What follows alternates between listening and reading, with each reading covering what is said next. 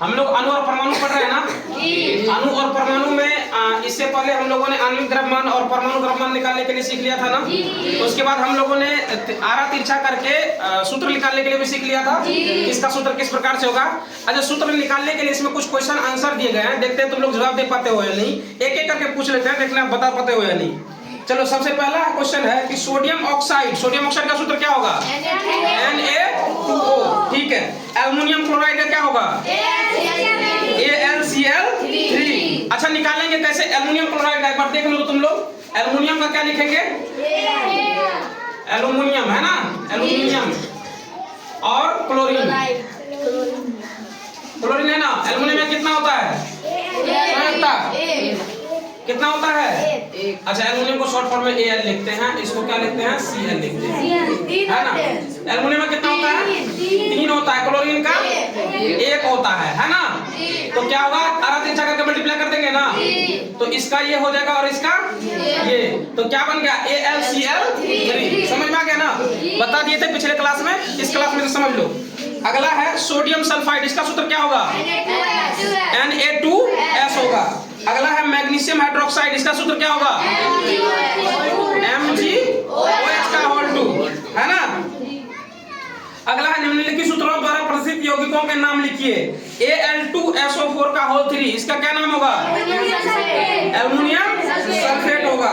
CaCl2, इसका नाम क्या होगा, कैल्शियम क्लोराइड।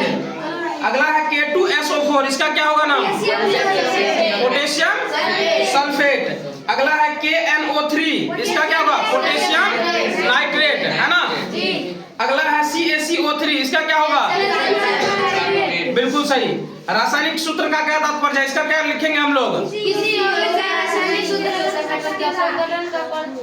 संघटक का क्या है, प्रतीक और प्रतीक निरूपण होता है ना।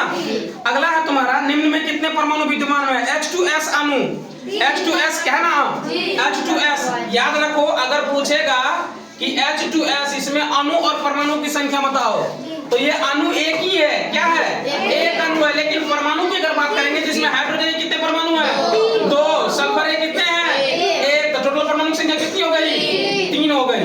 उसके बाद है PO4 का 3 चार्ज है ना, तो इसमें कितने हैं, इसमें कितने हैं, 1 है इसका, और ऑक्सीजन कितना है, 4 है ना। तो टोटल परमाणु संख्या कितनी है, 5 है।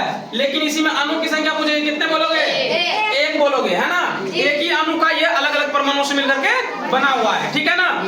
चलो, आज आगे पढ़ते हैं इसमें। और अगला हमारा जो पढ़ने के लिए है वो क्या है, आणविक द्रव्यमान है पढ़ने के लिए, है ना। तो आणविक द्रव्यमान क्या होता है। अच्छा, आणविक द्रव्यमान निकालने के लिए सीख लेते हैं, लेकिन ये पॉइंट हमारा छूट गया था, इसको हम कवर कर लेते हैं, ठीक है ना। तो आणविक द्रव्यमान क्या होता है, किसी पदार्थ का आणविक द्रव्यमान उसके सभी संघटक परमाणुओं के द्रव्यमान का योग होता है। इस प्रकार यह अणु का वह सापेक्ष द्रव्यमान है जिसमें परमाणु द्रव्यमान इकाई U द्वारा व्यक्त किया जाता है। कहने का मतलब ये हुआ कि मान लो ये एक अणु है, ठीक है, H2SO4, ये एक क्या है, अणु है। अब इसमें जितने मतलब हाइड्रोजन का परमाणु मिला हुआ है, सल्फर का है, ऑक्सीजन का परमाणु मिला हुआ है ना, तो इन जितने परमाणुओं का, इन सभी परमाणुओं के योग के बराबर होता है क्या, इस अणु का योग, इस अणु का योग होता है ना।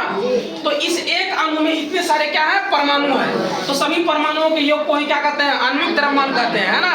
सभी परमाणुओं के द्रव्यमान के योग को क्या कहते हैं, आणविक द्रव्यमान कहते हैं। कोई दिक्कत। इसमें एक एग्जांपल लिए हैं कि H2O के सापेक्ष आणविक द्रव्यमान का परिकलन कीजिए। H2O को हम लोग क्या बोलते हैं, जल बोलते हैं, पानी बोलते हैं, है ना। तो हाइड्रोजन का परमाणु द्रव्यमान कितना होता है, 1 U है ना। और ऑक्सीजन का परमाणु द्रव्यमान कितना होता है, 16 U होता है ना। तो अब देखो 16 U और 1 U कितना हो गया, 17 U। इसका मतलब इस पानी का आणविक द्रव्यमान कितना बोल सकते हैं हम लोग, 17 U, यानी कि 17 U बोल सकते हैं ना। कोई दिक्कत, कोई दिक्कत, हाँ सही बात है। यहाँ पर हाइड्रोजन 2 है ना, तो यहाँ पर 2 गुना 1 हो जाएगा, है ना।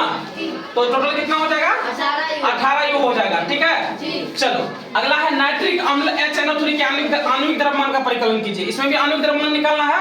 तो नाइट्रिक अम्ल HNO3 का आणविक द्रव्यमान क्या होगा, हाइड्रोजन का परमाणु द्रव्यमान, नाइट्रोजन का परमाणु द्रव्यमान और 3 गुना ऑक्सीजन का परमाणु द्रव्यमान। तो ये 3 कहां से आया, क्योंकि क्या है HNO3 है ना, इसलिए 3 गुना ये 0 नहीं है, ये क्या है ऑक्सीजन है। ऑक्सीजन का O लिखे, थोड़ा कैपिटल कर देते हैं इसको हम लोग।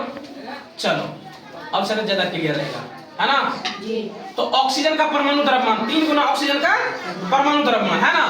तो हाइड्रोजन का कितना हो गया 1, और नाइट्रोजन का परमाणु द्रव्यमान कितना हो गया 14, और ऑक्सीजन का परमाणु द्रव्यमान कितना होता है 16 गुना 3 कितना हो गया 48।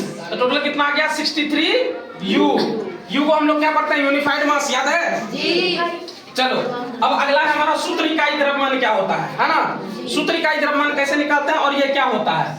तो किसी पदार्थ का सूत्र इकाई द्रव्यमान उसके सभी संघटक परमाणु के परमाणु द्रव्यमान का योग होता है। इसमें भी वही चीज है कि इसमें जितने भी परमाणु होंगे सभी परमाणु द्रव्यमान के योग के ये बराबर होगा, ठीक है। सूत्र द्रव्यमान का परिकलन उसी प्रकार से करता है जिस प्रकार से हमने आणविक द्रव्यमान का परिकलन किया है। जैसे हम लोग आणविक द्रव्यमान निकाले थे ना अभी, उसी प्रकार से इसका सूत्र इकाई द्रव्यमान भी निकलता है, ठीक है। अंतर केवल इतना होगा कि यहाँ पर हम उस पदार्थ के लिए सूत्र इकाई का उपयोग करते हैं।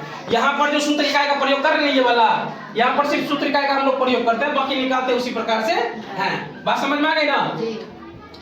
और सूत्र इकाई का उपयोग करते हैं जिसके संघटक क्या होते हैं आयन होते हैं। इसमें उसके संघटक क्या होते हैं आयन होते हैं। समझ में आई बात।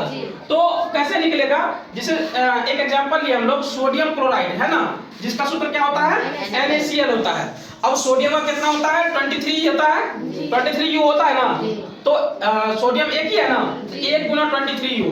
अब क्लोरीन का कितना होता है 35.5U होता है, तो 35.5U 1 गुना, ठीक है ना। अब दोनों को अगर ऐड करोगे तो 58.5U के बराबर आएगा, है ना। तो इसका मतलब सूत्र इकाई द्रव्यमान कितना हो गया NaCl का 58.5U हो गया। कोई दिक्कत नहीं। चलो आगे है CaCl2 के सूत्र इकाई द्रव्यमान का परिकलन कीजिए। कैल्शियम का परमाणु द्रव्यमान हमको पता है कितना होता है 40 होता है, 40U होता है, ठीक है। और क्लोरीन का परमाणु द्रव्यमान कितना होता है 35.5U होता है। अब CaCl2 का सूत्र इकाई द्रव्यमान निकालेंगे तो क्या हो जाएगा 1 × 40U + 2 × 35.5U। ये 2 कहां से आया, तो पता है यहाँ पर देखो CaCl2 है, क्लोरीन कितना है 2 है, इसलिए 2 से मल्टीप्लिकेशन किए हैं। टोटल कितना आ जाएगा 111 यानी कि 111U के बराबर आ जाएगा, ठीक है। चलो इस क्लास में इतना ही, आगे हम लोग अगले क्लास में और समझेंगे इसके बारे में डिटेल्स, ठीक है। फिलहाल आज के लिए इतना ही।